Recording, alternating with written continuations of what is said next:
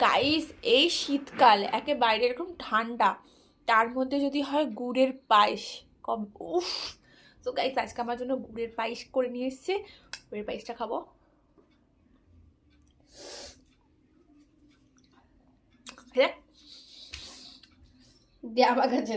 আমার কাছে দিয়েছেন হয় না,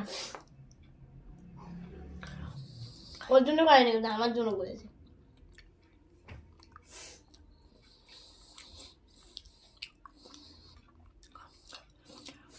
পায়েসটা যে শশা,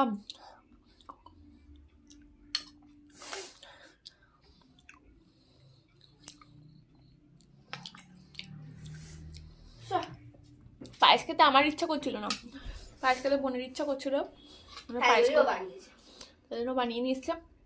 আর পায়েসের মধ্যে গুড় দিয়েছে আর এত সুন্দর খেতে লাগছে। এমনি আমার ভালো লাগে ওদের বাড়ির পায়েস, কারণ সে একটা